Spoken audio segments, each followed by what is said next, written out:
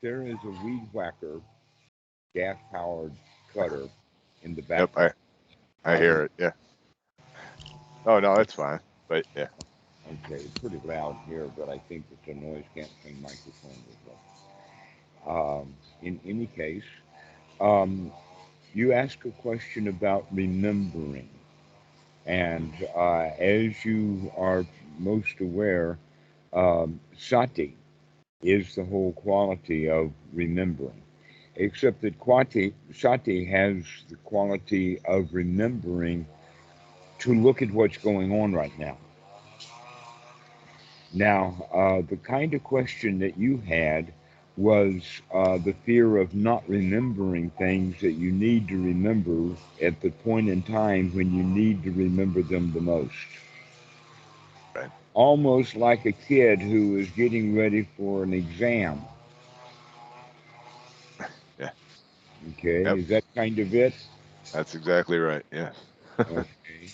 Um, well, the first thing that we can cover is the issue that the human memory is not very good. Let us say that that humanity is evolution's first crack at um, consciousness, or let us say um, understanding that goes beyond dogs, because dogs don't remember much of anything. Right. There's not much to remember. In fact, that's worth remembering, but humans have the idea that things are worth remembering. And so we've had to learn to remember. An example of that would be that if the husband and wife has a big fight at 9 o'clock, they'll be angry at each other all day. But if Right. you punish a dog at 9 o'clock in the morning, he's going to be in your lap by noon. Right. He will have forgotten all about it. Right. Now, who's better off? Yeah. Okay, so the question then is around uh, the issue of what is worthy of remembering, because we already have established that we don't remember things very well. And the whole point of, and in fact, the proof of that is the reason that you called. In other words, if you had a really, really excellent memory, then that wouldn't be anything. But no matter how excellent someone's memory is, it could be improved. Sure. That in fact, there's a lot of improvement techniques that have been developed over time. A lot of improvement techniques. One of them, in fact, the one that I was taught, I think it was in the sixth grade, and that was the teaching that a short pencil is better than a long memory.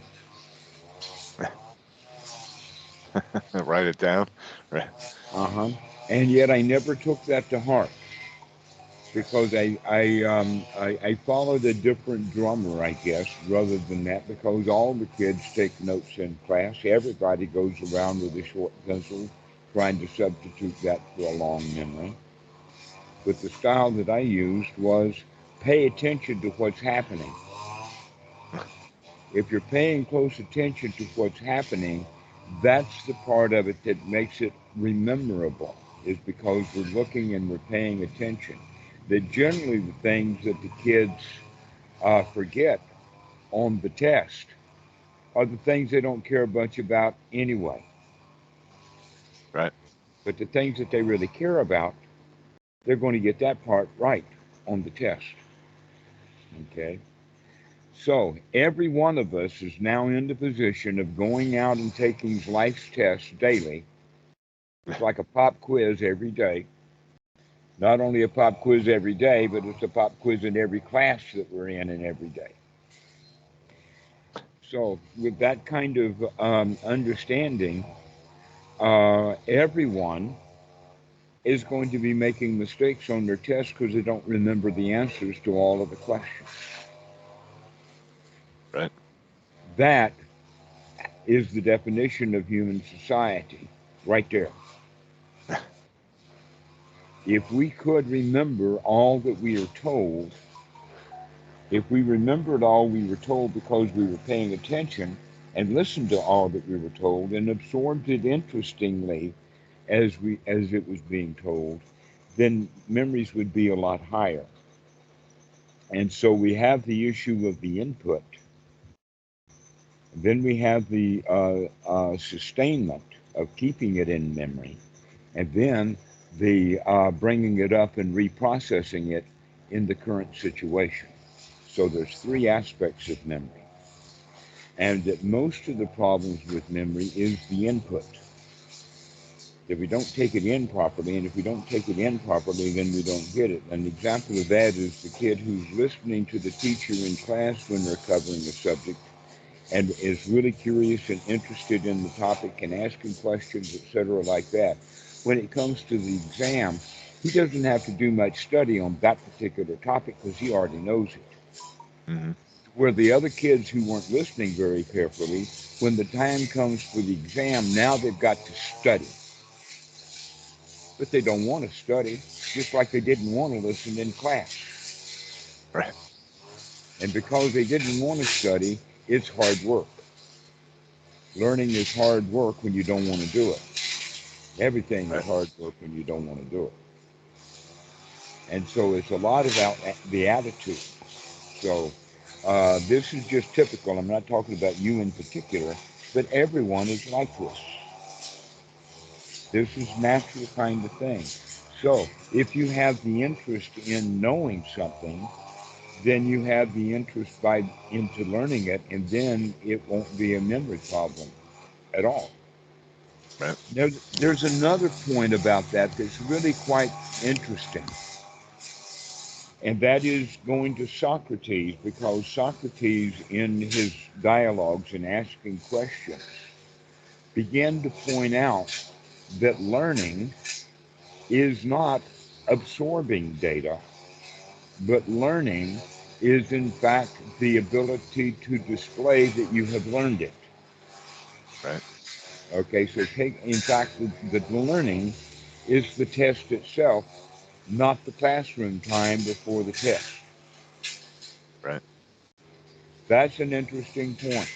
Is can the student bring it up, that that data that he has learned, and if he is emotionally involved with, oh no, I may flunk this test because I'm not sure about the answers, then while he's thinking about that, he's not thinking about the actual answers to the questions. But if he walks into the test with the attitude, oh, I've got this wired, then he'll enjoy taking the test. He may, in fact, think that he's guessing about an answer when, in fact, he kind of knew it all along anyway. But if he's afraid of the test, then he's adding a whole lot of extra emotional baggage to it. Okay, Hmm. so let's look at that, knowing that learning has these three qualities: the input, that if we're curious and interested in something, then and can figure it out. Sometimes it takes a while to figure it out, but once we figure it out, um, generally the component parts that came to putting this thing together in the mind, we remember them because we've mulled them over and we figured it out. Hmm. Okay, and so generally, not remembering something also has the quality of doubt built into it because we don't really understand because we don't have track of all of the features and factors. And this is kind of an important point is that if we understand the overall point, then we can put things into context a lot better. Possibly an example of that would be the first lesson or the first classroom that a professor at the university teaches is the most important class because that's the class where he tells the students what they should be paying attention to, what's important to him. And Right. he'll announce that, and then he may never say it again for the whole rest of the class. He just assumes that everybody is taking the context that he has set up, and putting all the information into that context so they can plug it in here and plug it in there and get a sense of really what's going on. But most kids, we um, we we just kind of collect data, individual points of data, because we think that that's going to be a question on an exam without Right. putting it into the context. So the way that we gather data and our attitude about it, and the way that we store data, in the sense that are we storing the data just as individual random pieces of data, or are we putting that data into a context or into, um, let us say, finding a place or a niche where this information or this piece of data fits in? Right.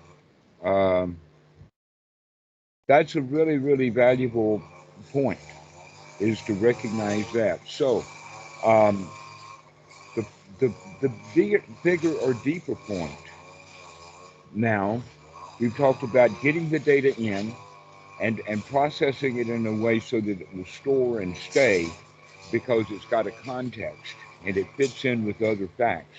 Now we have to look at how we're going to bring the data out at the time when we're actually taking the test.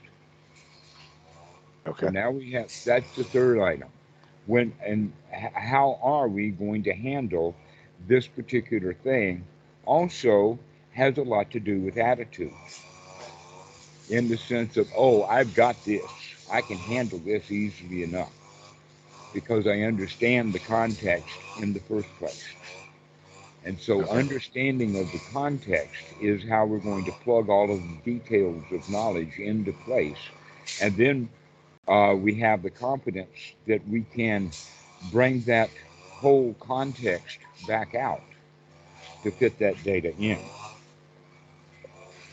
This is very, very handy for taking the test, but all of this has to do with emotional stuff. That in fact, the emotional part is the bigger issue, Mm. because if we're curious and interested in the information in the beginning, then it's easier to gather the information. If we're curious and interested in how this data fits into the context of things, then we'll have it stored better.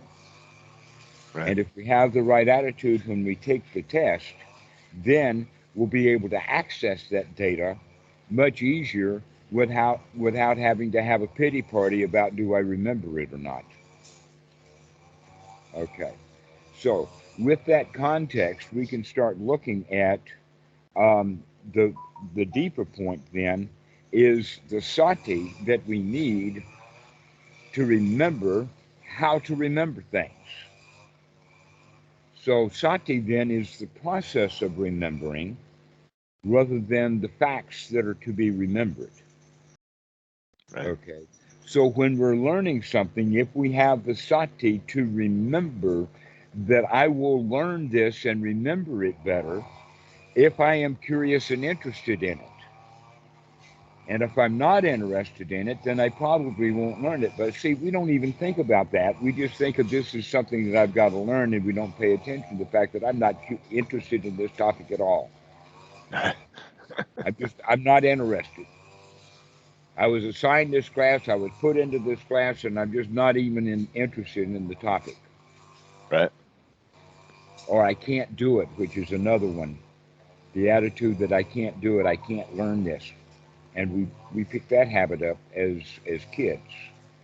Okay, that this is beyond me. But it's really, the information is not beyond us.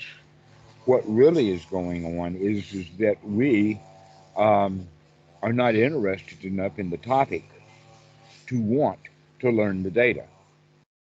Right. If we are curious and interested in the topic a lot, then we will mull it, we will pick it up, we will look for new data, we'll look for various ways of doing it, and then when we do get the correct understanding of it, all the constituent components that we needed to get that understanding are now part of the memory bank because we've exercised them. A really good example of that is calculus, because calculus is really difficult to understand, but when you do understand the various pieces and parts of the calculus process. Then we understand calculus, but by understanding the calculus, that means that now that we can remember all those constituent components. Right. That's the important point. So we're coming again back to the attitude. Attitude is everything. So do you Uh, cultivate, are you saying cultivate that attitude with things that you normally aren't interested in, or create an interest, well, you don't or? have to decide that. If you have wisdom, you can decide whether this is worth learning or not, rather than doing that decision subconsciously based on the feelings. Right. Okay. So make it Okay. conscious, I guess. Make it conscious, exactly. Look at what you're going. Have the sati enough to recognize how you feel about it right now. Okay. Okay, that's the important thing. And we need that all three times. We need it when we're learning it, we're needing it when we organize it, and we need it when we're bringing it back out. Okay. We need that sati all three times because you've heard me say it in the sense of Murphy's Law that anything that can go wrong will go wrong, and it will go wrong at the worst possible moment. In Hmm. this case, learning something is the worst possible moment. I've got to learn this thing.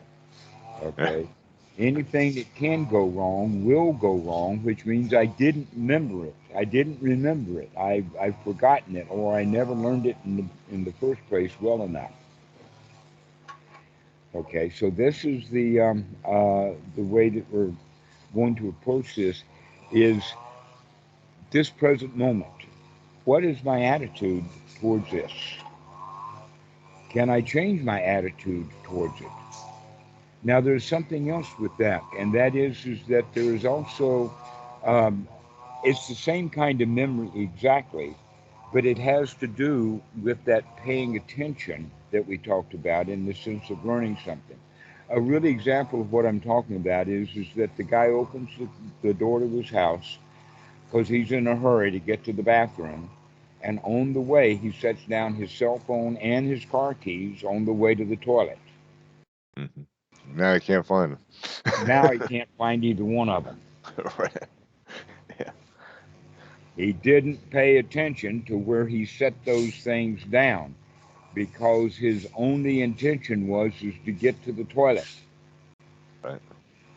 And that's what he had in his mind. And because of that, he wasn't paying attention to setting the phone down.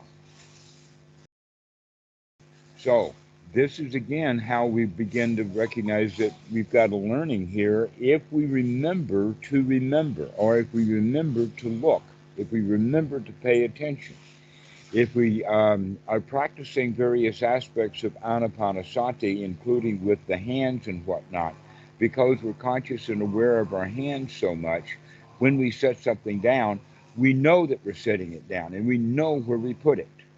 Hmm. Um, One of the things that happened to me, just on a side note, was is that when I was a child, I was, I think all kids, are very, very disorganized Yes. and sloppy, and this and that can go anywhere because we're not paying attention to where we put stuff. Hmm. That goes for a while if you don't own much. In other words, if you've only got three pairs of pants, you can probably keep track of three pairs of pants. But if you've got 75 pairs of pants, you may not remember where all of them are. There may be some of the pants in the basement that you haven't worn in years and you've forgotten all about them, you see. Right. All Right. right. However, if you had a closet that was very, very organized, then all 75 pairs of those pants would be right there in the closet because you organized them and you paid attention to where things were being placed. Right. Now, Then I had you're not spending an hour looking for it every day. right. You spent the hour organizing the stuff, and now you don't have to spend many, many hours looking for stuff because it's all organized. I had to learn that lesson after I was a computer scientist. Because, see, the number of physical things that I own is probably under 10,000, probably under 1,000. but the number of files that I own and take care of is in the millions. Right. And they need to be organized. An example of that is Bhikkhu Buddhadasa's stuff needs to be kept together with under a label of Bhikkhu Buddhadasa, as opposed to Ajahn Chah's stuff is under the label of Ajahn Chah, and I don't mix the two together. Nor do I mix all the other stuff and just throw it in there. But if you've got movies, the way that they're organized here is Westerners. There's a one hard drive that has only Westerns, or another half drives that has only old movies. Mm-hmm. Okay, so this is all about the organization. So paying attention to how things are organized in the house means that we can remember where we put them. The same thing is true about abstract information. That if we remember the context or remember how this stuff fits in or where it belongs, then we can easier remember it. And so a lot of this also has to do with the paying attention to where we put stuff in the beginning. So goes around again about the attitude of, am I well organized? Do I have, if I'm going to be exposed to this information, the only reason why I would is because I'm going to need it later. Let me make sure that I'm actually putting this data in my mind in a place where I can find it later. Right. That we do that with our mind, that we have the mind disorganized just like we have the house disorganized, and now we're looking for the car keys and the cell phone inside the mind because things are not organized there either. Right. So we're talking about the organization. These are all, let us call it memory tricks or things that you can do consciously in the beginning.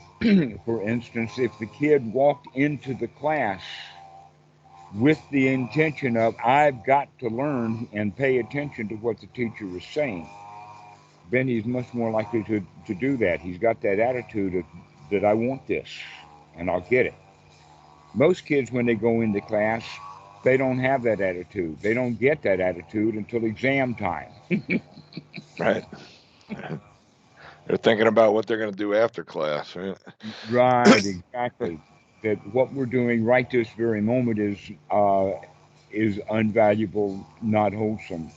So, it basically what I'm leading all of this up to is that each of these three periods of time, the initial period of collecting the data, the organization of the data where it fits into a particular context, like as the example of Western movies go into the Western directory, and the old movies go in the old directory, and chick flicks go into the chick flick directory, and Asian martial arts movies go into a category with Asian martial arts movies.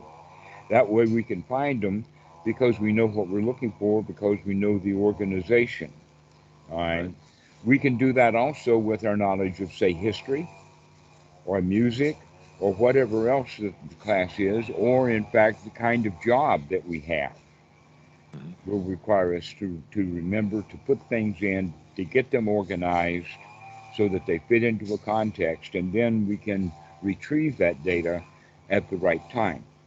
All three of those events are problematic for people so that we don't take information in very well. We don't keep track of it very well. We don't have it very well organized, and then we're not able to pull that data out when we need it, even though the data may be in there.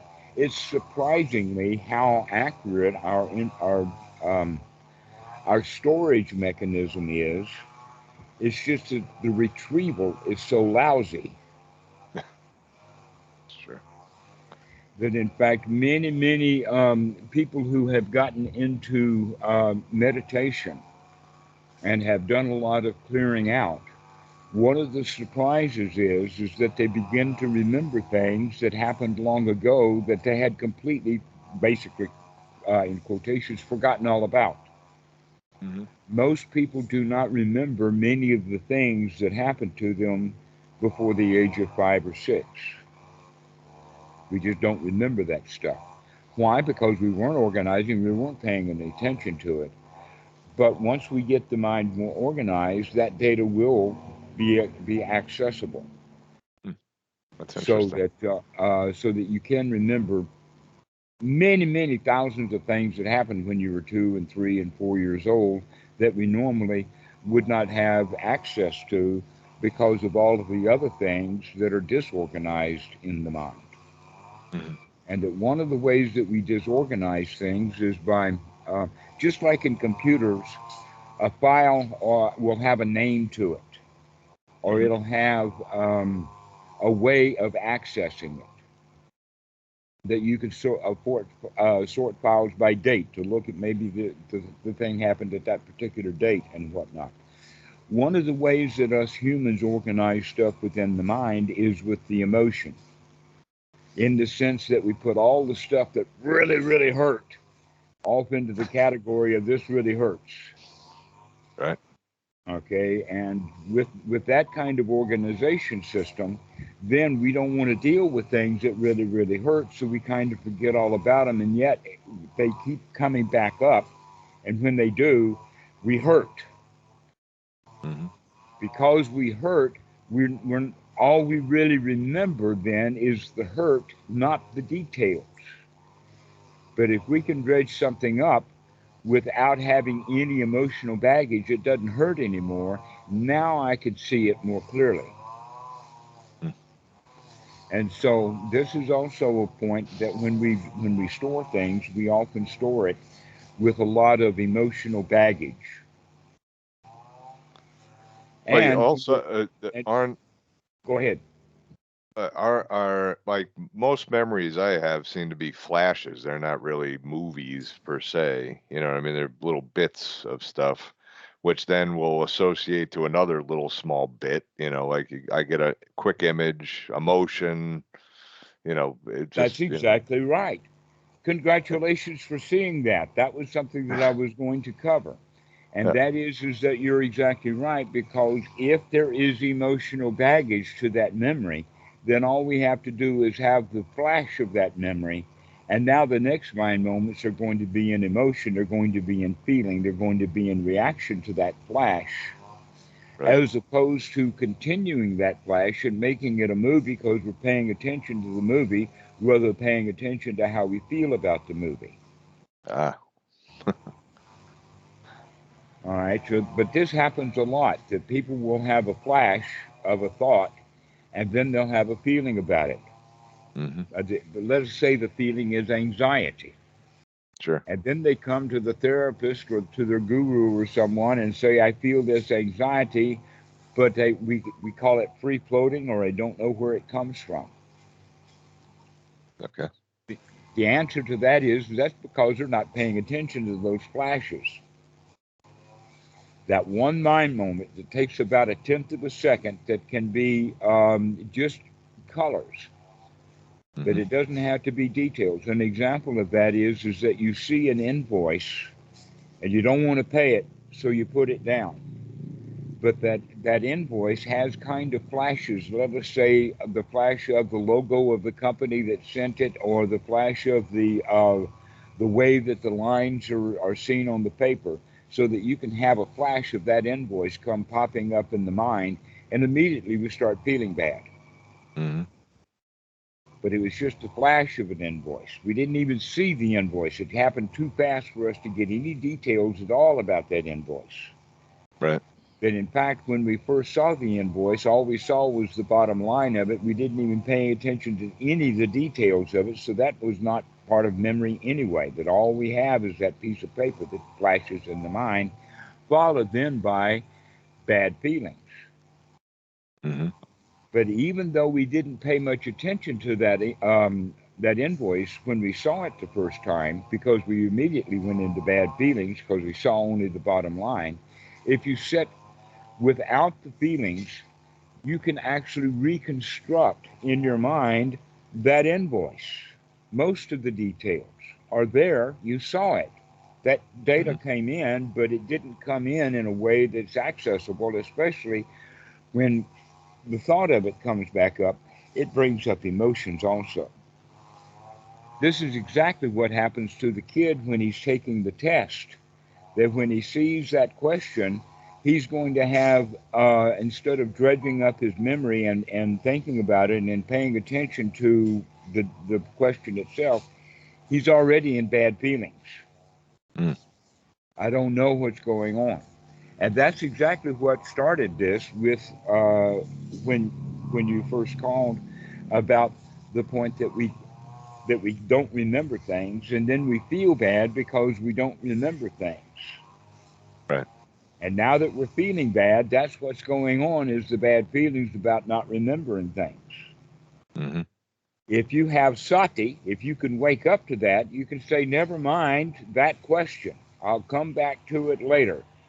Let me not get myself into a bad state. It's not important. Yeah, I'm not going to remember everything. Let me Right. go do what I can do and and feel good about it. So maybe even the right way to take a test is to read through the test before you ever answer any of the questions. Mm-hmm. Because if you're reading through it without the intention of answering the question, then you can read through it and probably get more out of the question. Because many times, in fact, most teachers do it this way intentionally for the kids, is that they put the questions that has the answer built into the question itself. Right. It's true. All you have to do is read the question properly, and the answer to it probably built in. Mm-hmm. Um, I find that consistently amusing that teachers put they answer the question as they're by the way that they're asking the question, Right. Yeah. making putting two things in the question together uh, means that the answer to that question lies in those two elements that are in the question. So we can find ways of digging through that, but we have to be free from the emotion. Well, basically, Anapanasati is all about that anyway. What I'm saying is that it is fairly well known that when people are skilled and are practicing meditation correctly, their ability to assimilate data and remember it goes up substantially. Mm-hmm. Why? Because it's not got the emotional component in there anymore. That when we store things, we don't store them under the emotion, we store them in a more logical place of where they belong. Right. Okay. So the whole point then is to have sati when you're learning, have sati when you're understanding and putting the stuff together, and to have sati when you retrieve the data.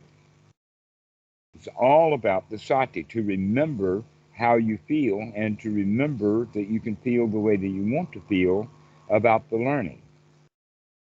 Right. Okay. Now, even if it's old data that you had learned and didn't learn it very well, but now you need that data, and since the immediate thought is, oh, I don't know, and then we begin to feel bad because we Mm-hmm. can have flashes of things that give us confusion, as well as a flash of something like an invoice that gives anxiety. We can have a flash of something and we become confused. So that there is a way of talking about that. We can call it see feel. That we can see things or flashes of something in the mind, and then we wind up Mm-hmm. feeling bad about it Right. instead of staying on that and continuing with the flashes. So we go only for the flash of the data itself, and then we spend the rest of the time, oh, poor me, I don't know the answer to that. Oh, I should have studied harder. Right. I get more of a I should have remembered that because now it's causing another issue that I didn't remember, on just daily items or whatever, or, if it's, a financial thing that I needed to remember and I didn't do it or whatever. But usually it's, just regret that I didn't remember something at the appropriate time. Okay, but now the problem is not that you've forgotten. The problem is now that you're regretting. Exactly. Yes. Okay, that you've gotten, and so what you could remember, The sati was, oh, just because I've forgotten something doesn't mean that I have to be in regret, that I can take Right. responsibility for that.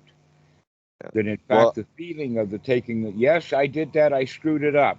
I'll learn something from that. right. Well, I know this is not the right way to think about it, but I often think about it in the fact that if I don't, this is where the remembering part comes. If I don't repeat this and beat myself up about it, I'm going to forget it again.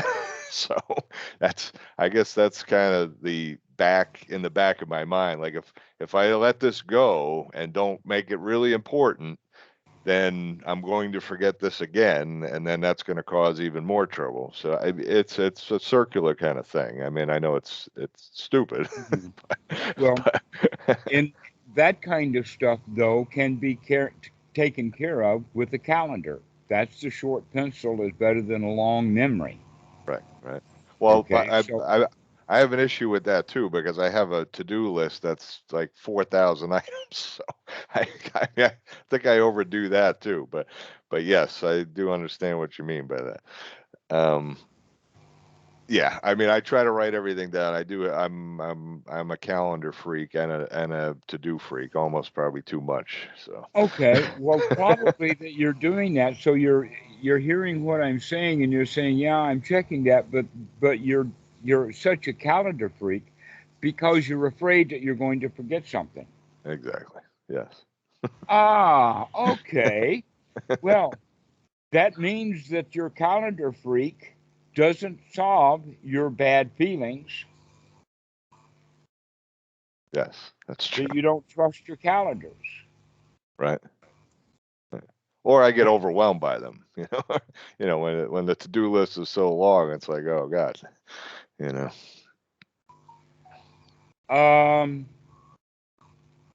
while I understand that, I also understand that the lifestyle that we have chosen winds up having way, way too much to try Mhm. to keep track of. That, and we can say that in the sense of that your to-do list is so long because your greed for getting things done is so great That's true. that you Yeah. want a lot of stuff. And now you want so much of the stuff, and now you're going to forget that you might, you're worried that you might forget about something that you want because you Yes. want so many things. Yes. So that's another way, then, if you've already got the calendar stuff arranged, we can begin to trust the calendar. If you trusted it enough that you wrote it down on the calendar, then you can trust the calendar. And occasionally you can go through the calendar, say, yep, yep, yep, yep, I remember I've got to do that. I remember I've got to do this and that and the other thing. And begin Mhm. to trust the calendar. Right. But now we're going to also go to the point of making decisions or choices about what we're going to put on that calendar because, as you said, your calendar has got tens of thousands of things on it based upon all the things that you want. Right. And that much of Anapanasati is to recognize that that that wanting is in fact making us dissatisfied with the way that we are. Mhm. So you've got a whole lot of stuff that you want. So you've got a whole lot of reasons to be dissatisfied. That's correct. Often I notice a lot of the things on my list are wanting things for other people too, which I really don't have a lot of control over. So, um, yeah, I mean, yeah, the wanting thing is pretty big. Hmm. Um, there's two ways to approach that. Hmm. One way of approaching it is sort of like the Buddha's method is kind of a one-two punch, in the sense that the way that Western society works, we want to do it instead of the one-two punch that the Buddha has. And the Buddha's method is to go and get away from all the things that we want. Hmm. Go get into seclusion and practice to become satisfied with the way things are. Once we become satisfied with the way things are, now we can come back into the world if we can maintain that satisfaction. If we can't, we go back into the forest for a little while longer and get ourselves back into a state, and we need to go back and forth many times until we can come back to society and maintain the satisfaction. Because now we can begin to teach the world to have satisfaction. But it's impossible to teach the world something that you don't know yourself. Right. Right. It's impossible to teach something if we don't know it. And so, if we have that satisfaction, that means that we can go back into the world and operate from that perception. Now, if you think about it this way, you can say that, well, if I want things for someone, let's say Hmm. just person X in my life, what, why do I want that person to have so much stuff that I want them to have, when in fact all I really want them to have is some joy and satisfaction in life? Whether Right. they get the stuff that they want or not, or whether they get the stuff I want them to have or not. The real issue for them is to have joy and satisfaction in their life. So if you can have that perspective, that means that you're all you have to do now is to have joy and satisfaction in your own life, so that you could give them the joy and satisfaction that you want them to have, and you don't need to want them to have anything else. So you be the example, in other words, right? That's what you're saying. Hmm. And then Well, another example would be that the father wants his daughter to get a good education so she'll have a good life. He browbeats her whole life. You got to study, you got to work, you got to do this, and she winds up getting a PhD in misery. I'm guilty of that kind of stuff. Pretty regularly. When all daddy really wanted was daughter to have a good life. But Yeah. now he starts piling on. In order to have a good life, you've got to have a good education. In order to have a good education, you got to go to this school and that school and over, and all of that. And so Yeah. dad winds up with a long list of stuff that he wants for his daughter. But the original point was that he just wanted her to be happy. Sure. Sure. Yeah, but you just, I mean, you obviously, I want my kids to have skills to be able to move through life successfully or whatever. But you're right. I mean, a lot of the approach to getting them to do that is it's not wholesome in any one sense of the term. Right. So, in fact, if you could teach them to be satisfied, now all they have to do is learn how to move through life being satisfied. Right. But your position is no, you've got to teach them to move through life to find satisfaction Right. instead of starting out with the satisfaction from the very beginning. Right.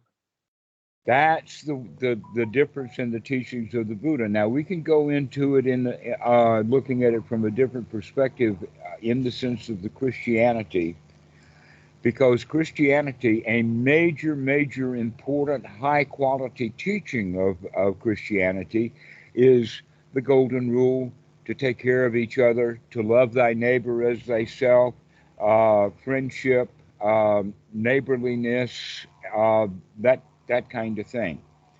And if someone practices that, then they can learn to do that out of practice. But in the process of learning how to do it, they're also are filled with a lot of ordinary feelings, and so it's fits and starts and difficult to get. It would be possible to learn to love and to be happy while staying in the world, but the Buddha recommends no, we got to get out of it for a while. We've got to get away from it all so that we can really do some cleaning of the house to get the mind back into satisfaction, including the satisfaction of, hey, I don't have to remember everything, Right. but I can remember enough. Right. That's the way, okay? If I can remember enough, then I can be happy. I don't have to remember everything, because if I have to remember everything, then I'm going to browbeat and harm myself every time I recognize that I've forgotten something, even if it's trivial and doesn't even matter. Right. We still wind up feeling bad because we've got the idea I've got to remember everything. rather than the whole point in life is that no, I don't have to remember everything. All I need is to be satisfied. That's what we have to remember,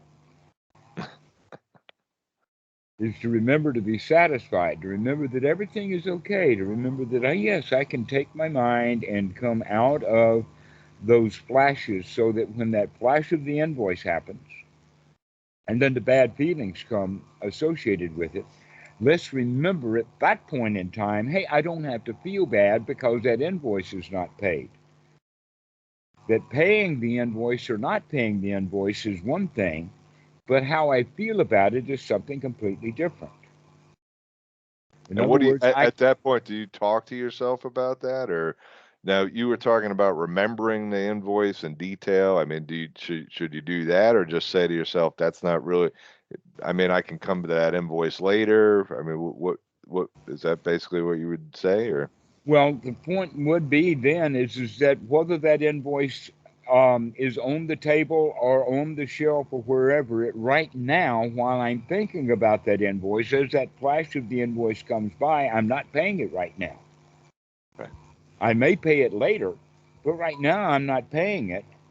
I'm Mhm. only feeling bad about not paying it. Okay. That's what we have to look at and remember. Oh, I'm not paying the invoice. Why am I thinking about it right now? Or we Right. could say, oh, I remembered that invoice. That reminds me that I've got to pay it. Now that I'm remembering and reminding myself to pay it, I'll pay it right now. Okay. Okay. And if I pay it right now, the question is, do I feel good while I'm paying that invoice, or do I feel bad while I'm paying the invoice? Okay. So again, we have this. In a way, I'm adding something new to remember rather than all the stuff that you have to remember already. I'm adding something to it, So and that do is to remember mhm. to look at how you feel about what you're doing right now, over and over again. This is the teaching of the Buddha: is to wake up, to recognize that you've got a choice over how you feel right now. That is a different choice than whether you're going to do something right now. Okay. There is, in fact, a corral, or it's got four quadrants to it, with a Okay. vertical line and a horizontal line. Let's use the vertical line to talk about the distinction between I'm not going to do something and I'm going to do it. Okay, I'm not going to pay that invoice right now, or I'm going to pay the invoice right now. It may be also the third one, I'm going to pay the invoice later. But that's the same thing as just saying, no, I'm not going to pay the invoice Right. now. Okay. Later we'll pay the invoice, but right now, no. Okay. So maybe even later I'm going to defy it. I'm not going to pay that invoice. I'm going to talk to the guys. They sent it to the wrong guy. It's the wrong amount or something like that. But in any case, the choice is to pay it or to not pay it. But now we've got this horizontal line, and that horizontal line is how do we feel about it? That at the bottom we have the feeling of I don't like it. I don't like that invoice. I don't want to pay it. And then we have the feeling of liking. So with the quadrant now, most people will not pay it and feel bad. Others will pay the invoice and feel bad. But you have the option of when you think of that invoice and you're not going to pay it, you can feel good and say, oh, later. Never mind right now. I'm having too much fun. I'm not going to pay that invoice right now. I'm having fun. And so we can not pay it and feel good. And then eventually we can feel good by paying it and say, wow, I'm glad I got that off my chest. I don't have to think about that anymore. It's done. Okay. But so here's the point. It's not about whether we pay the invoice or not right now. It's how we feel about it right now. hmm And we have to remember that. That's the point to remember is that there's two jobs to do. One is to pay the invoice or not, and the other job is how am I going to feel about it? Because we've And never paid attention to how we feel about it. Our whole society is built up on whether we do the job or not. true. So that's a right effort thing, right? So that's a thing where you would come in and say, well, I'm feeling this right now, and now I can reframe that as well, this is great, it's done now, or whatever it is that you want, whatever reframe you're going to use to try to, to make yourself feel better about it, essentially, right? Precisely. Yeah, you can use the word reframing if you like. That is a common term, and we can think of that framing is actually the circumstances or the things that are around it. Hmm. Okay, in the sense of the organization, this is how things are organized, and we normally organize around doing things and feeling bad. That's the number one place where people spend most of their time is they do it, but they don't like it. Right. How many people have a job that they don't like? It's almost everyone. Almost everyone. So almost every day, people go out and spend quite a lot of time doing something that they don't want to do. That's correct. Hmm. And we don't even pick up on that because we see that getting the job done is the most important thing. But now we're reframing the whole point of it in that it's not what you do, it's how you feel about doing it. And we've got that also built into our society. It's just not very strong.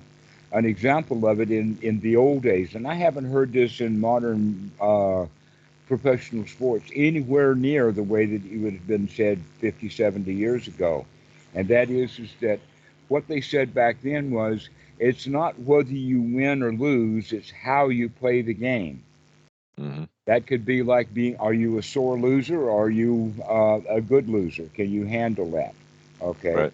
But now we've gotten to the point that no, the game is the only thing. How you play the game is irrelevant. You can cheat, you can lie, you can steal, you can harm yourself, you can harm other people so long as you remain president Right. or whatever the goal is. Right. Right? So the doing is far more important than the living of the experience. So now we're going to make the living of the experience the most important thing, and whether we win or lose is irrelevant. The fact is that we're going to enjoy playing the game. Right. This is the new way of looking at it, but we have to remember that because we're such in a habit of trying to get the job done that we're not paying attention to how we feel about it. So now we have to start remembering to pay attention to how do we feel. Gotcha. We really have to pay attention to that. So this is what we need to remember because this is actually the easy thing because I'm substituting now instead of having to remember 10,000 things because of a 10,000 item long to-do list. Now I'm adding one new thing to remember, Right. and that is to remember to look at what you're doing. Look at how you're feeling. Look at the situation in this present moment, because when you do that and you can become satisfied in this present moment, then that to-do list is not so important anymore. Right. That we've made it important because we're in the habit of feeling bad when things on the list don't get done, or that we don't remember the answer to the test. But if we're completely satisfied, then we don't have to take the test. Right. Now, I know that that goes against the society. The society has been telling us our whole lives no, you've got to go work. You've got to Mm. go do something that you don't want to do. You got to do things. You got to work to eat, is one of them. Okay? Here's something that's really interesting that because of COVID and other things like that, you probably heard that many, by the millions of people, either did not go back to their jobs when COVID was over and people went back to work, or those people who were already working or had gone back to work, many of them are quitting. It's By a the bit huge, millions, people are quitting. huge amount over here. Yeah, it's hard. They have to pay like $10 more an hour to get somebody to do anything now over here. So yeah. Congratulations to humanity for finally waking up to recognize that that job that I had, was told that I have to have and that I'm supposed to have, comes with so many side issues that the job itself winds up being, let us say, only a part of the issue. The example is clothing, transportation, eating lunch out at the restaurant, child care, all kinds of things like that that we have as expenses because we have to have the job. Hmm. When I worked for IBM, I had a whole closet full of suits, whole closet full of white shirts. Many of them Sure. had oil stains on them, so you couldn't wear it anymore with an oil stain unless it was covered up with a suit coat. Hmm. Okay, now I don't even own a suit. Yeah. Don't even have one. Don't have one white shirt, not one necktie. I'd be hard pressed to find an old pair of socks someplace. Any socks that I could find would be at least 10, maybe 15 years old. Yeah, we So, definitely need a lot less than what people. I mean, I've been torn between both worlds. I've been sort of a slacker, and I've done stuff, but I've never really had a regular job in my whole life, so I'm happy about that. But on the other hand, I make jobs in my mind, so might as well might as well have just done the regular job. But you're right. I mean, I feel like if I'm not doing something, then I'm not, that is a Western thing. Like if you're not, you know, actively, making something happen, even though I really don't need anything, you know what I mean? Like I could sit home and have a meal with my family. I don't need to go out anywhere. You don't need to go do anything. And it's just enjoyable just to be around with people. one of the students just sent a little story. And the story is that a fisherman was sitting in his boat, resting and enjoying the day. And the wealthy Uh-huh. tycoon came by and he says, "Why aren't you out fishing? If you go out fishing, you can get enough fish to buy a motor for your Right. boat, and then you could go out fishing easy, go further out, and get even more fish. And you can sell that. And when you get all of that fish, you can become wealthy like me, and then you can sit down and relax." Right. And the fisherman says, "I'm already relaxed." Right. Yeah. But this is the way, but we have bought that industrialist mental state that we've got to go get more and more and more and more and more, and then we can retire. Right. Except that most people, I wouldn't say most, but it is very characteristic, probably 30 or 40% of all the people who retire, let us say at an arbitrary 65, by the time they're 67, they're dead. Right. Yeah, they don't know what to do with themselves. But they Yeah. don't know what to do with themselves because they they because they wouldn't lay down and just relax Yeah. because they were told they've got to go get more fish so that they can buy a motor so that they can get even more fish. Yeah. Yeah. And so that's how we live our lives without being satisfied with the way that we are. So this is the thing then is to remember this is what Anapanasati is all about is to get away from the world because the world is going to keep giving you marching orders. And so we need to get away and get out of seclusion, and maybe 1 hour a day is not enough, and we need to kind of take a real vacation. But another way of looking at it, no, if I do this 4, 5, 6, 7, 8 times a day, getting away from it and reevaluating my mind, I can get some progress done here. I think that the one that doesn't work is 1 hour or 2 hours in one sitting Mhm. meditation. That doesn't give people a lot of value. But if they quit their job and come hang out on an island without any meditation at all, Yeah. they're much better off because at least they're hanging out as opposed to working and working and working. And that they probably become more relaxed. So, what we can practice then is 4, 5, 6 times a day, taking 10 minutes to just clean the mind out and get ourselves back into a state of relaxation, into a state of satisfaction. Everything is okay right now. And if you Mhm. practice that 6 times a day, it will begin to uh, seep in. Yeah. Bleed over. I Hmm. now I will say I haven't gotten up to 6 times a day. I'm doing maybe 3 times a day. I am going to work on building it up to the six. Um, but one thing Only 10 I minutes, 10, yeah, 15 it's only minutes. 10 minutes. Yeah, yeah. But when I don't I haven't noticed any seeping over into the real world as as much as I'd hope for yet. So I mean, does that just improve over time? Well, I, it does. And one of the things then that we have to do is say, okay, I'm going to remember to let it bleed over. I'm going to remember to take a deep breath every couple of hours, or we can have. I used to give students the idea of using a cell phone, and I recognize that there's a lot of meditation cell phone apps.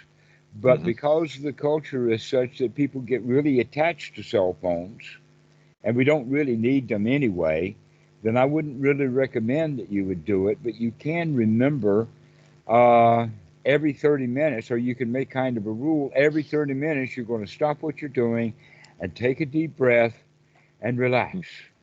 Or maybe once an hour. Every hour, you're going to take a deep breath and relax and start bringing this into the context of just relaxing. You're okay. You don't have to remember everything. All you have to do is to remember that you're okay.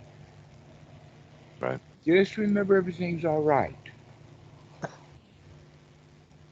On that note, I do have I do. There's one thing that nags me when you talked about, people not working, and then, people think they have to work to eat. I have a tough time thinking that you can't. How are you going to eat without working? Yeah, sure, you can have people give you food, but someone had to go do the work to get the food. I mean, somewhere it's got to come from somewhere. So, You probably have heard, I mean, we can go off into all kinds of directions about that, but it's not an issue of the food because you probably heard that the way that our food industry is set up, they throw out about 30% of it. I didn't know that. No. Yeah, they throw out, yeah, any tomato that's irregular, they're not Mhm. going to put it on the food store because people won't buy that. That'll be the last tomato that's bought, and so they don't. Gotcha. And so that's just one example of it. But even though that one tomato that has got a spot on it would have not been sold in the store, guess what? At the end of the day, a whole lot of tomatoes weren't sold at the store, and the store's got to throw out a whole lot of tomatoes. Mhm. Okay, so I'm just looking at it from the position that it's not a matter of the lack of food because we've got plenty of food. Gotcha. Okay, that's the first thing to look at. The next thing to look at is the issue of that not only has, let us call it big business for lack of a better term, that big business has decided that they would rather make a huge profit off of selling two-thirds of the food and let the other third rot. They Mhm. would also rather you keep working whether you're productive or not. That is true. They do want to have everybody working nonstop. There's a lot of Hmm. movement towards that. Right. So when people talk about AI robbing all of the jobs, there has been no point in the history of technology that technology has put a whole segment of people out of work and they've maintained that being out of work. No, because the society wants everybody out there slaving, trying, working. Mhm. That if people that in fact that's what's starting to unravel um, capitalism is the fact that people understand that they're not benefiting from the capitalism. Mhm. Uh, like we mentioned about in the U.S., a lot of people are quitting their jobs. There's also something happening now in China. It's called laying down. Yeah, I read that article, that you guys put up in Okay. the. Yep. So the laying down that they're doing in China is basically the same thing. They are rebelling. The young people are rebelling against the government Mhm. because the government is only giving them things because of productivity issues. Yeah, they want everyone to work 80 hours a week over there. That's insane. I think it's called 996, from Nine 9 nine in the six. morning till 9 at night, 6 days a week. Wow. Wow. At least that's one good thing the U.S. did, is they had all those social movements that happened, and it kind of, at least reduced some of the hours a little bit. But wasn't that during the 1930s, during the Roosevelt administration, which was the worldwide, especially the American reaction to the To Great the Depression. Depression? Yeah, the Hmm. Depression. Yeah. Yep. Yep. Okay, because everybody was out of work, and guess what? When people are out of work because of the Great Depression, very, very, very few people starved to death during the Great Depression. Mm. That it wasn't an issue of starvation because there was all kinds of food kitchens, and people would give food out and all kinds of things, and so we actually got more efficient because there was not so much work being done. Okay, so we're talking about it now from a societal level that kind of proves what's going on in China, what happened in the 1930s, and the people are quitting their jobs. Everyone is beginning to, on their own level, prove that if you don't work, you don't eat, is a lie that they've been told. Right. That in fact, a whole lot of stuff that we do has nothing to do with food production, and yet we all eat. True. True. And so when we disconnect that, we can recognize that there's other ways of living that we can. The Buddha has the four requisites. Now, these, when we say requisites, we're talking about requirements. We're talking about kind of a baseline of poverty. Below that line of poverty, there is some built in dukkha. The human being just does not fare well in poverty. An example of that is rough terrain and no shoes. Right. Okay. But very few people in the West are at that level of poverty, but many of them don't have adequate housing. Many of them don't have adequate food. Many of them don't have adequate medical attention at all. Hmm. And the way that they're dressed, they generally don't have adequate clothing. So these are the four requisites, and the way that we want to look at it is in the sense of whatever station in life that we've come to at this particular point in view or particular point in time, we could get by on less material goods. True. We could get by on the standard of living that we've had, and in fact, that's something that I personally experimented with to find just the right balance so that the whole family, quite a number of us, in fact, there's not so many people living in the house right now, but one, two, three, four, five, six of us are living here on in a house that's not. It's about $250 a month.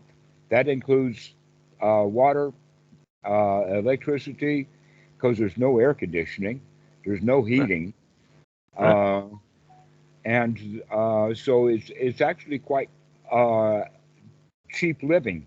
But you have to kind of be careful with finding the right kind of place so that you can get free room and board, or at least something that's pretty close to that, so that we Right. can reduce the amount of expenses that we have. But we need to do that happily, Right. knowing what our bottom line is, knowing that, yes, I can only stay in a tent for just a few days, and then I'm going to need something better than that. Right. I Right. can only be a bear and shit in the woods for so many days, and after that, I want a toilet. Right. But when we find our bottom line, then we can begin to shoot for, well, if that's the bottom line, then I don't need any income that is higher than that. And what I've come to find out for myself now is that the uh, the annuities and the Social Security that I have is more than enough, so that Right. we actually put away money every month. I put away more money every month than I spend every month. That's great. Yeah, that's good. Well, it's all, I don't know. It's nothing special about it because all that money will be there when I die. The only possibility of ever needing that money is the United States stop doing Social Security, and that's possible. Yeah, yeah, It's definitely. possible that they can get so greedy that they want even to take the money from the elderly and make 75 and 80-year old people work with no Yeah. job to do and no productivity. But at least we got them back working again. Yeah, they're definitely working on that. They do that with the property taxes too. So people pay their stuff off and they're finally free, and then they keep bump everything up so that it's like, oh, I got to go work a job now just to go pay the taxes on the house I paid off 20 years ago. Hmm. And in Crazy. fact, all they needs to do is move out of that house. Yeah, well, I mean, in the U.S., I don't know. It's a little rough because where are you going to go if you move out of that house? You know. Yeah. Well, um, it has to do with the mentality of the people. An example of that is so many people are looking at tiny houses now. Yeah. There are Well, if you got to millions have of people land though, who are you got to have the place to put it though. That's the thing. right, Yeah. but a very, very small plot of land is very, very cheap. But the zoning is such that that may be hard to do.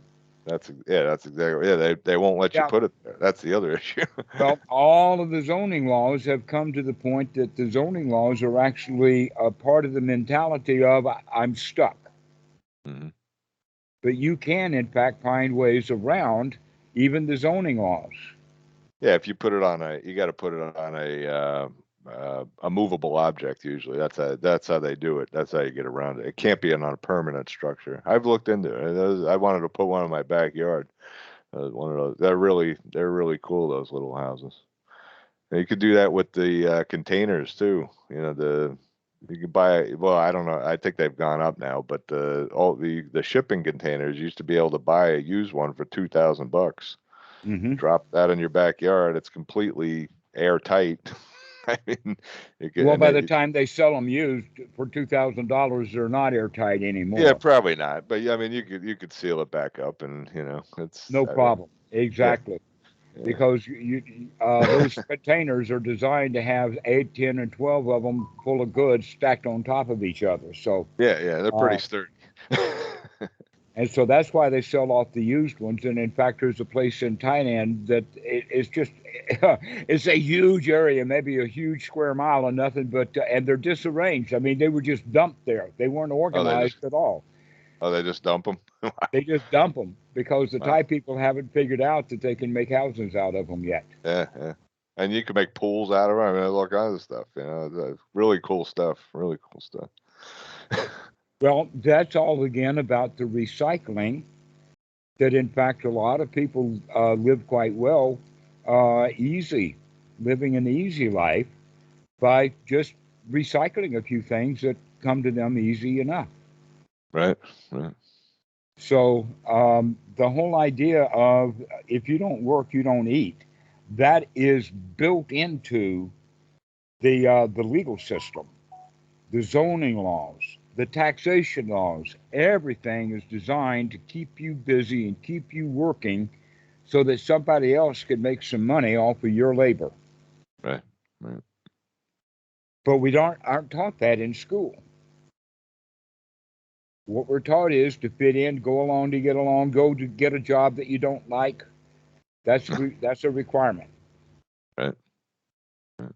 Okay, so if you can remember that you can not have to work right this very moment, if you can remember that you can relax right now, that if you can remember that you can be satisfied for a little while and come out of the greed of wanting to remember everything, you could just remember one thing, and that is, I remember enough. I remember to be happy. Right. That's the difference. That's why the teaching of the Buddha is so radical, is because, in a way, it will destroy, if people, enough of people understand it and start to practice it, it will destroy the gross national product. Mm. That it will destroy the zoning laws because nobody pays any attention to the zoning laws. You don't have to take the zoning law off the book. You just ignore it. Right. Right. Well, you Go do got to to watch out for the jackboots that'll come in though when you when you ignore stuff in the U.S. But yeah. well, the guys who were wearing the jack boots, though, they're part of that society, and that it has to do with being able to make friends with everyone. So when the Mhm. jack boots come, they're probably not. That the jack boots coming is probably a story that you've been told that you believe in, but very, very few jack boots come onto property. They're too busy being out on the highway, uh, molesting people driving around. That's true. Yeah. Well, that is profitable. Because that's really, really profitable. Yeah. Harassing you because you've got a shed in the backyard, Yeah. or that there's too many people living in the house. Yeah. Well, it does seem to me that they're moving in that direction though, where that because there seems to be a huge push to have everything go to plant-based stuff because the margins are huge. You could sell 10 cents worth of grains for $2 when you package it right, whereas something like beef or whatever has a very low margin, and it's pretty intensive to create. So, there's a huge push on, not having, people can't have, a goat in their backyard for milk or whatever, because, whatever, it's breaking some regulation or something, so, just simple things like that. I don't know of a goat, but I do know that the neighbor over here has a pig, and the ones Uh-huh. back there have chickens. Nice. Nice. I don't know why that had happened of getting animals out of the city. India's just fine with animals in the city. They've got sacred cows all Yeah, over yeah, town. yeah, yeah, yeah, Okay, it has to do with this control issue. We want mhm, to keep everybody poor and dependent upon the economy. You yep, got to go yep, get a job. You can't just have a chicken in your backyard. yeah. You got to go to a store to get everything. You got to go to a store. Well, see, people are beginning to figure that out, that that's backwards. Right, That in fact we can have a garden, right, that we right, can just relax and enjoy our lives, that we don't have to keep struggling and striving. right, right. But the, the problem, though, with everyone like yourself is that we don't remember the right things. That you're trying to remember everything in order to get your to do list, when in fact the right thing to remember is that you could relax and forget about the to do list for a little while. Right. Yeah.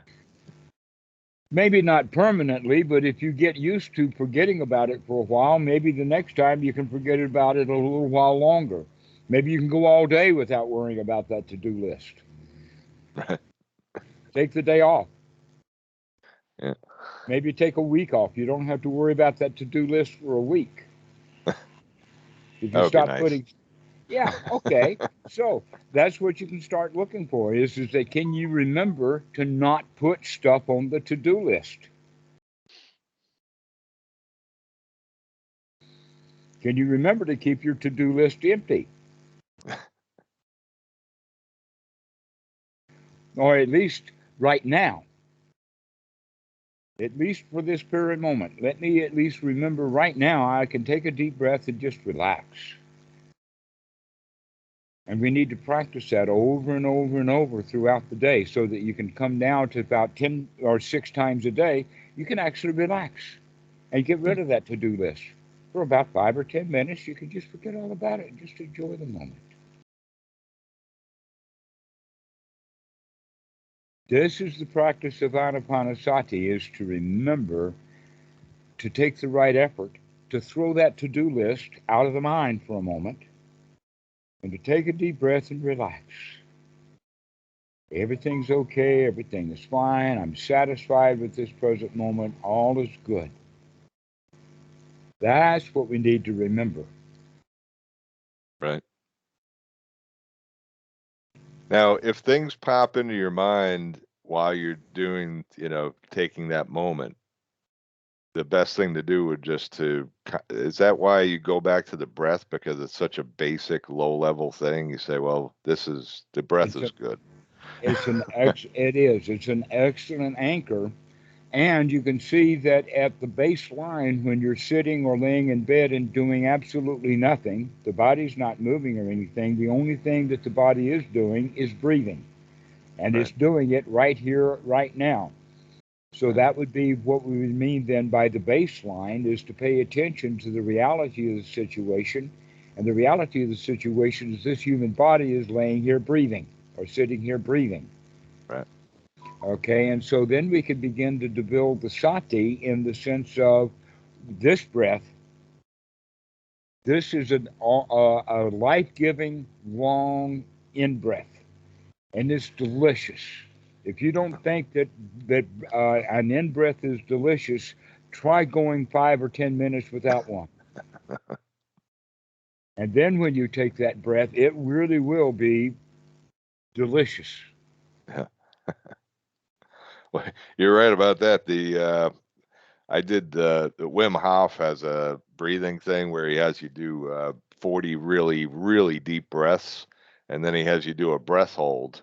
And you can hold your breath a lot longer, I guess, because your body gets oxygenated from, Yeah. Hmm. basically hyperventilating.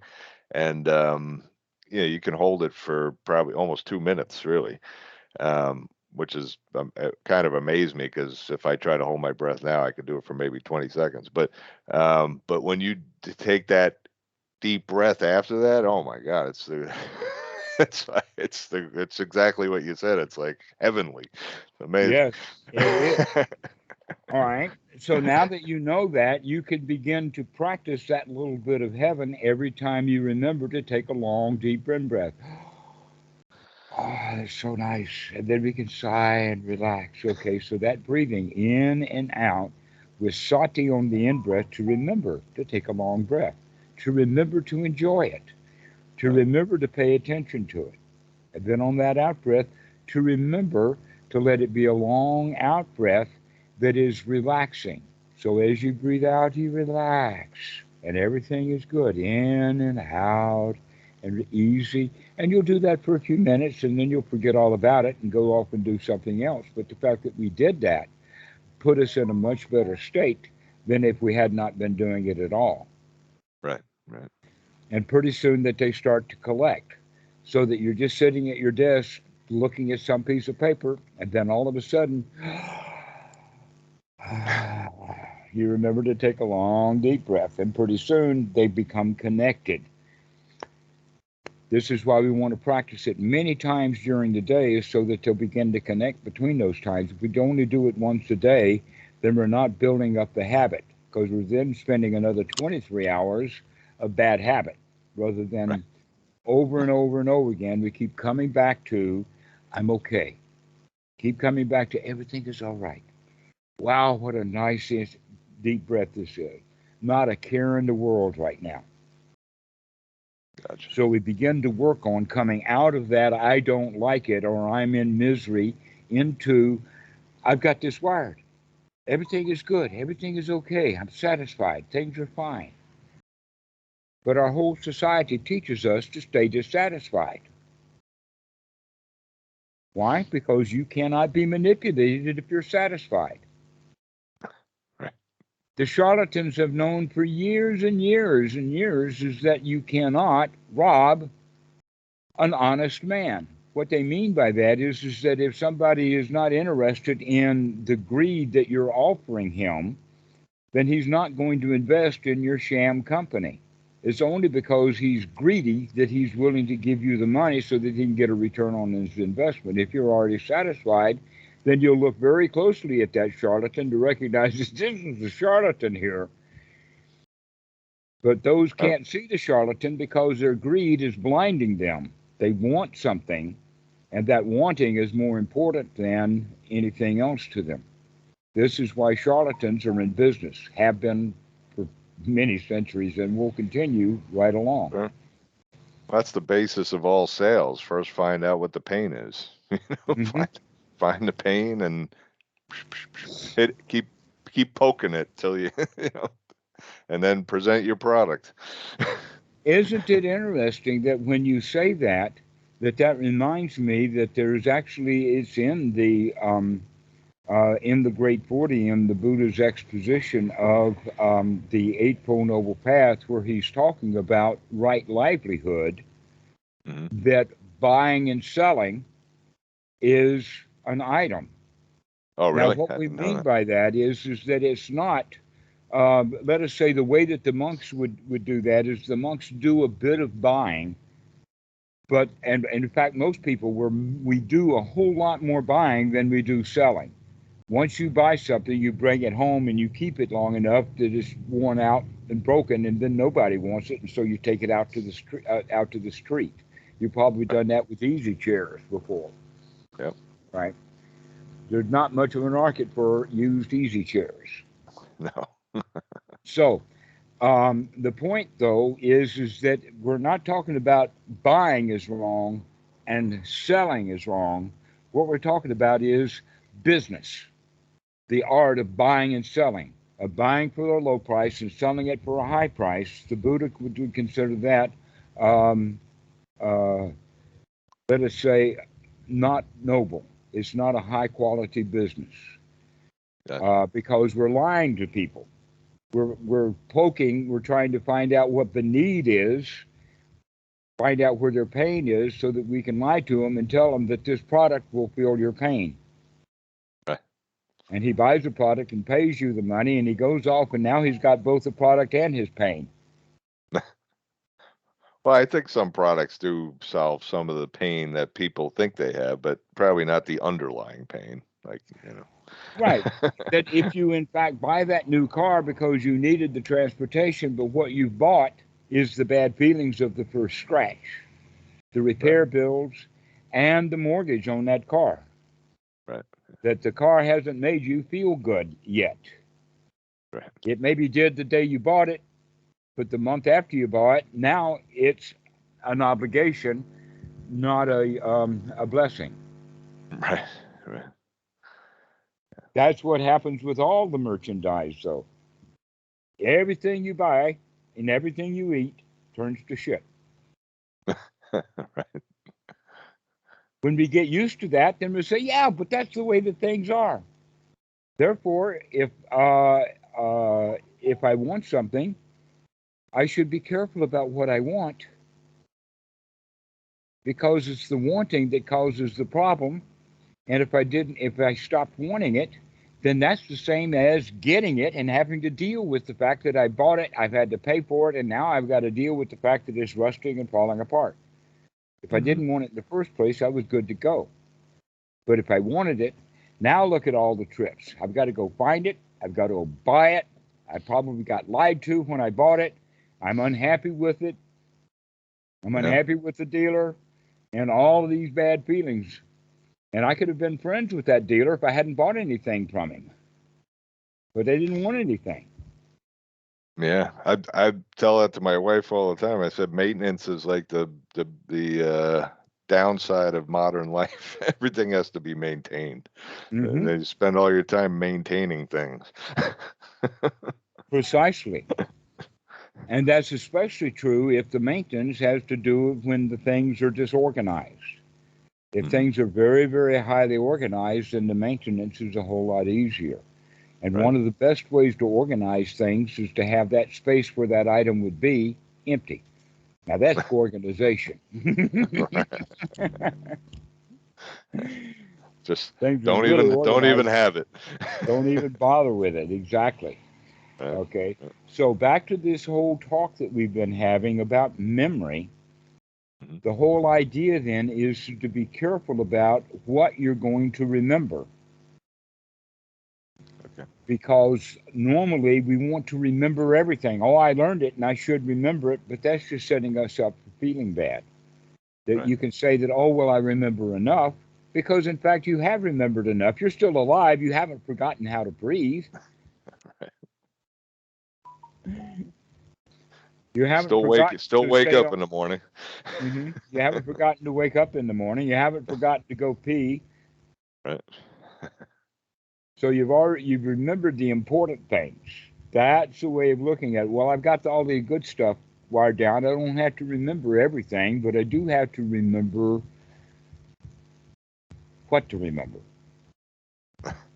What's enough to remember? It's like a meta memory. Precisely. That's what sati is. It's kind of a meta memory to remember to look at what you're doing right now. Yeah. To remember to evaluate is that the desire to remember that thing is causing me trouble right now. Right. Why don't I stop wanting to remember that and just sit and enjoy the moment? I'll think of it later. Right. Yeah, I noticed that Buddhism seems like that's really intuitive idea uh, intuitive knowledge of our executive brain function. Really, that's a lot of it. It's about. It's like Hmm. using that to look at the lower functions and organize it, kind of almost. Precisely so. That you could say that, in fact, there are three areas of the brain. And because of that, there are three areas of the mind. And because of that, that means that we have three different ego states or three different ways of doing things. Mm-hmm. Number one, the baseline is what they call the reptilian brain that takes care of the bodily functions like digesting the food and the heart beating and that kind of stuff. But it's also the point of all of your motor movements. The example that I would use would be the example of an alligator. The brain that the human has is similar to, or at least part of the brain of the human, the anterior cortex, is very, very similar to the alligator's brain in its structures and its functions and everything. The only thing that's different is the cerebellum on the human is much bigger. But Mm-hmm. other than that, all of that stuff is there, which means that anything that you can do that an alligator can do, you do it with the same part of the brain that the alligator does it. Mm-hmm. Crawling around, wagging our tails, eating, opening our eyes, seeing, breathing, that kind of stuff is all done with the reptilian part of the brain. But there's something that the reptiles cannot do, and that is that they do not herd together, they don't rest together, they do not have any cooperation. That every alligator is on his own. That when you woke up as a baby alligator, that's because you popped out of a shell that was in the sand and mommy is no place in sight. And you're getting nothing of training from her. But humans and mammals that have live birth, we have a different part of the brain for mommy to nurture the young. That Mm-hmm. nurturing of the young becomes the nesting instinct. And that nesting instinct then comes with rules in the sense of who owns the place sets the rules. Mm-hmm. Um, Daddy tells the teenage daughter, if you're going to dress like that, you can't live in my house. Right? So that's that nesting instinct there. And guess what? Our entire society is built upon that. If you don't follow the rules, we're going to take you out of society, maybe kill you or put you in prison or send you, deport you someplace else or whatever. But if Yeah. you're going to be in this nest, you're going to have to follow these rules. Yeah. It's excommunication. Goodbye. Right. Okay, well, that's what, and every child learns that you've got to learn your ABCs so that you can learn to read, so that you can get good grades in school, so that you can get a degree, so you can get a job, so that you can work. Right. And we teach our kids that their whole lives. True. But we don't teach the kids, hey man, you're okay like you are, you're good enough just right now. Aren't you having fun in your life? We don't teach that to our kids. Or very few of the kids are taught that. Very Right. few kids are taught that you're okay even if you didn't make an A on that test. True. It was okay that you made a C. Right. Did you enjoy the test? So we've got all of these social pressures that are put on every one of us as children, and almost all of them are artificial, not necessary. Some of them are um, downright necessary. In other words, we have to teach the kids to behave themselves long enough for them to gain the wisdom to recognize that they have to behave themselves for their own sake.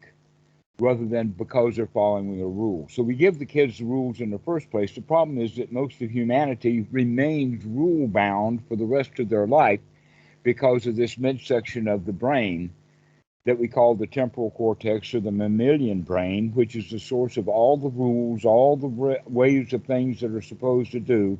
How do we fit in? Mm-hmm. The herding instinct, with the understanding that if you are in the middle of the herd, you're more safe than if you are on the outside of the herd. Right. This is what gives us status and organization and wanting to be the top dog. Why? Because the idea instinctually is that the top dog is the most safe because he's got everybody around him to protect him. The Right. reality of the situation is everybody wants to be a top dog, and if you're the top dog, you're the target now. And being the top dog is, in fact, the most unsafe thing that you can do. Right. Everyone's gunning for you. Everybody's gunning for us because everybody else has the same instinct that you do of wanting to Right. be the top dog. Yep. And because of it, our society becomes dangerous. So, if we can remember, Sati, that you're okay right now, that you don't have to compete, that you don't have to show yourself up better than somebody else, that you just relax for the moment. That's when you're beginning to get real value out of the teaching of the Buddha, is when you can actually enjoy the moment to remember that right now is okay. Right now is fine. All of my problems and all of my worries are either in the past or in the future, but right now everything is all right. We have to remember that. That's what we need to remember. That's going to be the work for this week. Okay? Just remember. Tie a string around your finger, tattoo a crucifix on your shoulder or something, but remember,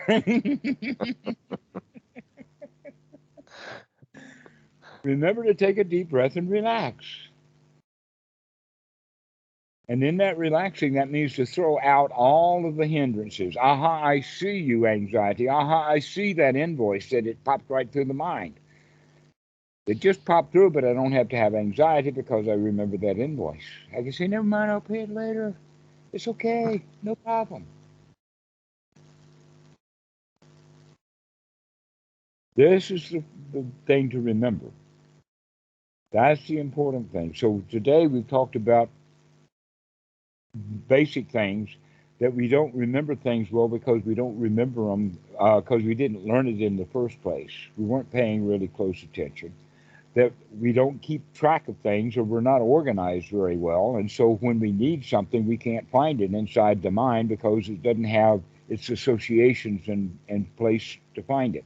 And then at the time when we have to drag it out, that's when we don't remember. We can't find it because it wasn't organized, and that. But when we don't remember the first moment, that means that now we start to feel bad. Instead of searching our memory, we're in bad feeling. Right. Oh, I can't remember. So now is the time to actually remember the important thing, and that is, oh, I don't have to get confused and beat myself up because I don't remember something. I'm okay. Maybe I'll remember it 5 minutes from now. I don't have to remember it right now. I'm okay. Everything is all right now. So that's what we have to remember over and over again. That's why I recommend practicing it 6 times a day. Yeah, Until it, I'm gonna start setting some timers so I can, do the six times. all right, here's something you can do. You got 4 fingers. That's enough. On 2 hands, that you can tie up 6 fingers. You put a little tie on 6 fingers, and every time you remember to take a deep breath, you can pull a string off and say, "Okay, I got There you that one." go. So there's little techniques that we can use, anchors, memory Yeah. bobbles, and the breath is supposed to be the big one to Hmm. remember because the breath is always there to remind you. Yeah, it is a nice. It makes things easy because you don't have to really. You don't have to, it's always going to be there, right? It's always going to be there. So good luck with this, Christian. Thank Go you. to remember that all you have to do is just take a deep breath and relax. That's enough. That's all you need to remember is to be happy. I appreciate it, Dhammarato. I'll be working on this week and enjoying it while I'm doing it. Yes, exactly. Enjoy. So we'll see you later, Chris. This has been a really good talk. I've really enjoyed our conversation. Thank you. Thank you. Bye bye. Okay, bye bye.